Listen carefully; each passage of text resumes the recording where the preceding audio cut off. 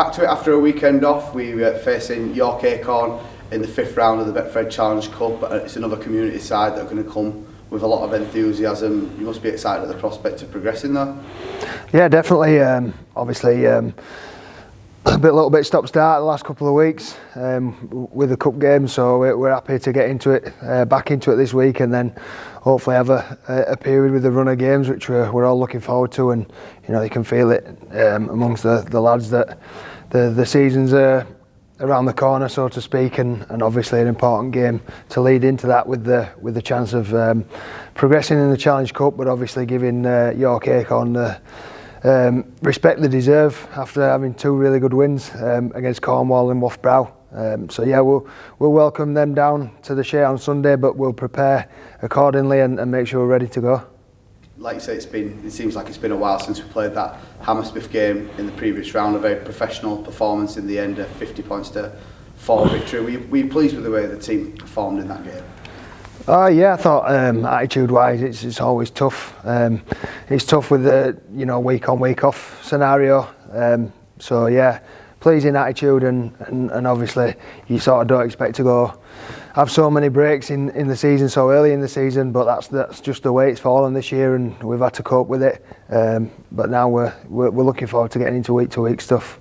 Was it a bit of a hide into nothing? Obviously playing a proud team coming up from the SCL, the first team to ever get to that stage of the competition. They were going to come fired up, but I mean, they say like if you don't score 70 points against amateurs, it's a lot of that sort of thing. You know, do you feel like we delivered what we set out to in the beginning? Yeah, well, we got through, didn't we? Which is the most important thing.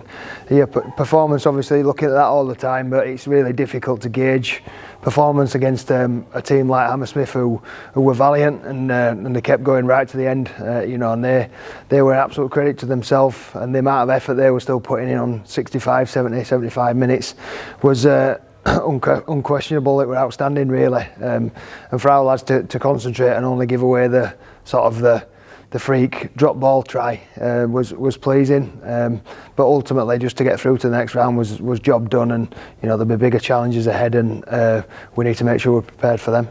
In the end, like you say, it was cup progression, but it came at a bit of a cost. 3 quite serious injuries there to Ben Crooks, Adam O'Brien, and most notably and most widely reported on, Will Calcott. Any updates on any of those guys, how they're doing, how they've been progressing with the start of the rehab?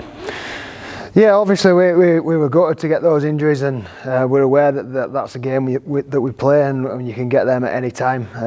And you can try and plan for it all you want, but you're never gonna account for losing 3 in one game like that. Obviously, Callie's we're absolutely gutted for him. It's probably, well, it is a season long minimum, and he's going to have a tough road back, but he's a resilient lad, and he's a tough bloke. So if anyone can get back stronger, it's Callie, and we'll be supporting him. And the biggest disappointment is he were playing really, really well last year. He was playing well, and this year he'd carried on as he left off. So we're disappointed, obviously, for the team, but more so for Callie. And the other 2, we're still sort of suck it and see on those.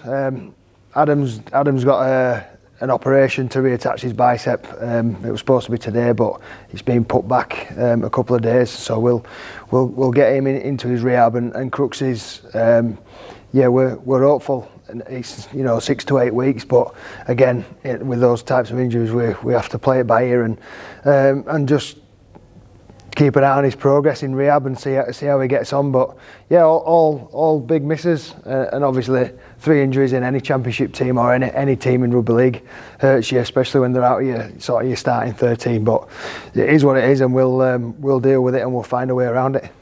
As you said, they're losing 3 senior pros starting positions right on the eve of the championship season is going to affect your plans. Are there any sort of lanes of inquiry there to sort of bring people in, or look at the dual registration with Leeds at this point? Yeah, we're always looking. Yeah, we'll have to do something as a contingency in the next couple of weeks. But at the same time, it's not a time to panic either. We're not just going to go out and just bring random people in. If we can help it, obviously we don't know what's around the corner. But yeah, we've got plans in place, and we're speaking to Leeds on a regular basis. I'm speaking to Rowan and Scott about players that will be available from the Rhinos, which will help thicken us out a little bit. And obviously at the same time, we're looking at players who are available wherever they might be, that could come in and not just do a job for us, but hopefully strengthen us. Moving on to this weekend then, it's York Acorn in the Cup. Against Hammersmith you managed to make a couple of changes. With it being a community club in the Cup the week before the Championship season kicks off at Dewsbury the following Sunday, is this a chance to play your best 17 available, really put a marker down and build some momentum going into that first league game? We'll play the 17 available, yeah. Well, yeah, it is, but there ain't an awful lot of selections to make. We're down to 19 fit players. Dougie's not far away; he's around the corner. So yeah, it won't be that hard to work out our team this week. But yeah, definitely there to try and put a performance and get ourselves back in the groove, ready to go the week after against Dewsbury as well. Yeah, it's a bit of a backs against the wall sort of scenario at the minute against a community club in the Challenge Cup. They're going to come here proud, like we say. Is it just a case of the same sort of thing, professional attitude and going out there to get the job done? Yeah, definitely. I think that's the attitude we need to have every week.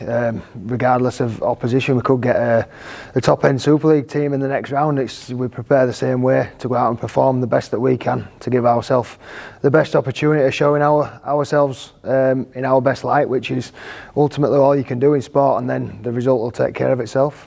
And finally then, it's another home game down at the Shay. It's looking potentially like it could be our last one for a month until the Batley game, so you must be hoping that the fans get down there and get behind the side for what, like I say, is a massive game in the Cup.